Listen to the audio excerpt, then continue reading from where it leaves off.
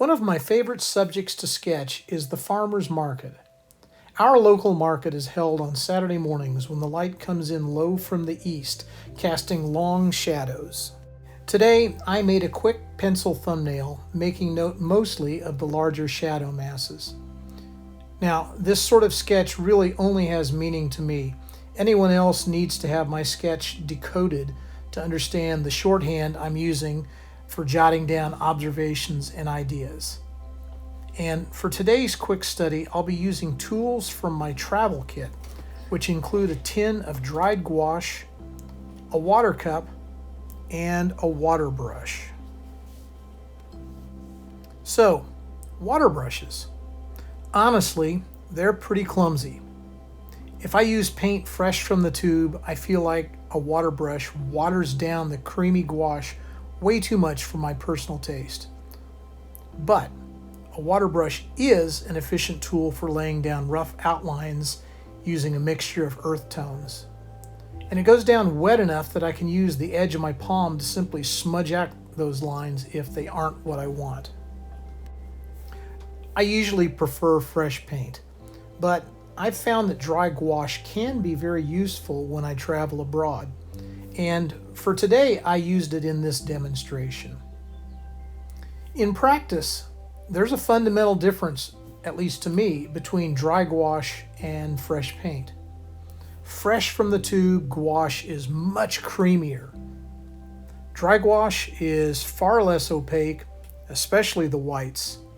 And dry gouache, at least to me, tends to look a lot sketchier and far less painterly. I like to work back to front. In other words, I start with elements that are furthest away and then move progressively closer to the viewer's point of view.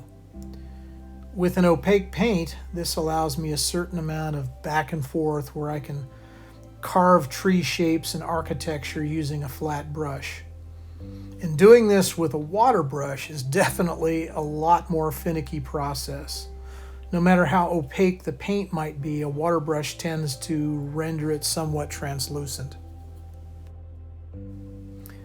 When I make a color study from a rough thumbnail, as I've done today, I tend to make up a lot of the elements in my study.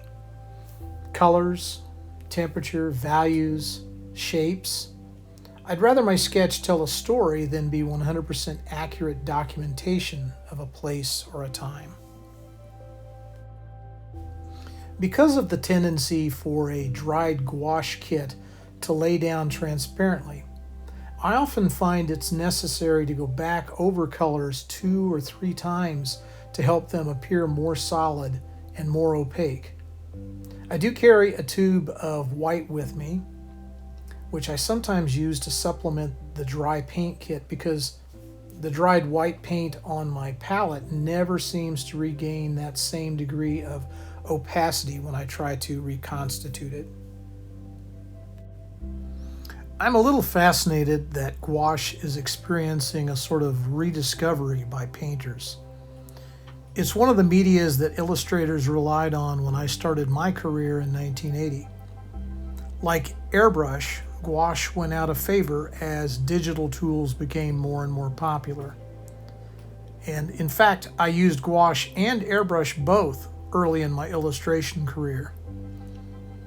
About 20 years ago, I grew fearful of toxic oil painting solvents, and so I gave up on that particular media and went in search of something else, something that spoke to me, something that didn't rely on solvents.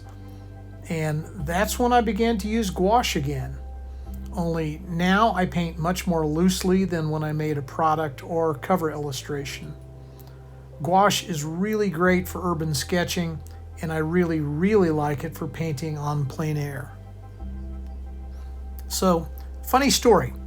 I was in the art store a couple of days ago to purchase a tube of gouache paint, and a lady was in the same aisle with me, and she was questioning one of the clerks about gouache.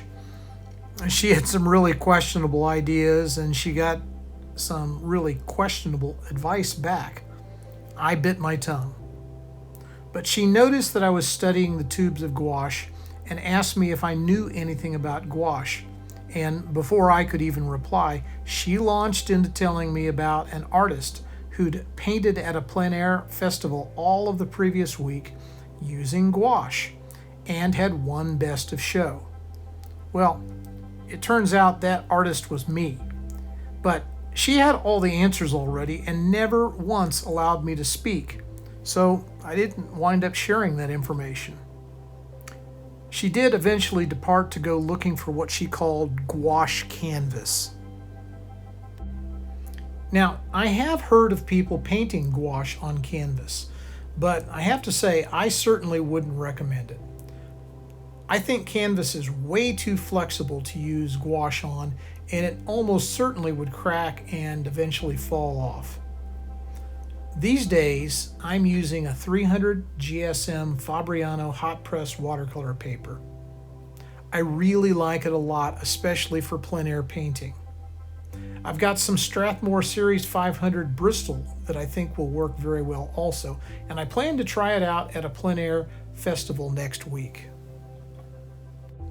Dry gouache isn't my preferred kit, but it does the job if fresh tube paint isn't an option. A water brush pairs very well with dry gouache, and together they make a very acceptable travel sketch kit.